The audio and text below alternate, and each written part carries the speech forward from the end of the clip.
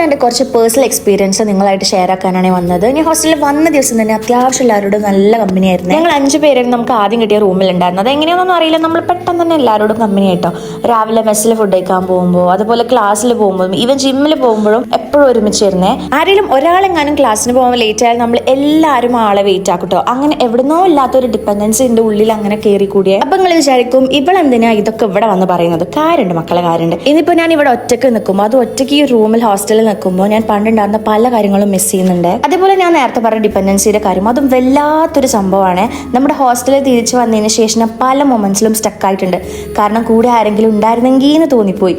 പക്ഷേ ആ മൊമെന്റ്സിലൊന്നും എനിക്ക് വേറെ ഒരാൾക്ക് വേണ്ടി വെയിറ്റ് ചെയ്യാനോ ഒന്നിനും പറ്റുന്നുണ്ടായിരുന്നില്ല. ഞാൻ തന്നെ എൻ്റെ കാര്യങ്ങളൊക്കെ ചെയ്യണമെന്ന്, അല്ലെങ്കിൽ എൻ്റെ കാര്യങ്ങളൊന്നും നടക്കൂല. അപ്പൊ ഞാൻ പറയാൻ വന്ന കാര്യം എന്താ വെച്ചാൽ, നമ്മളെ ലൈഫിൽ ഒരിക്കലും നമ്മൾ ഒരാളെയും ഡിപ്പെൻഡ് ചെയ്ത് നിൽക്കരുത്. അത് വേണമെങ്കിൽ നമ്മുടെ ഫ്രണ്ട് ആവാം, ഫാമിലി ആവാം, റിലേറ്റീവ് ആകാം, ആര് വേണേലും ആവാം. കാരണം നമ്മുടെ ലൈഫിൽ അറ്റ് പോയിന്റ് ഓഫ് ടൈം നമുക്ക് ഒറ്റക്കാവുന്ന ഒരു മൊമെന്റ് വരും. ആ മൊമെന്റ് നമ്മൾ സർവൈവ് ചെയ്താൽ മാത്രമേ നമുക്ക് നമ്മുടെ ലൈഫ് തിരിച്ചു പിടിക്കാൻ പറ്റൂ. സോ നിങ്ങൾ ആരെങ്കിലും നിങ്ങളെ ലൈഫിൽ ഡിപ്പെൻഡ് ചെയ്ത് ജീവിക്കുന്നുണ്ടെങ്കിൽ ആ ഹാബിറ്റ് ഒക്കെ പതിയെ മാറ്റാൻ നോക്കിക്കോളി. കാരണം V only have one life and we have to live the best of it.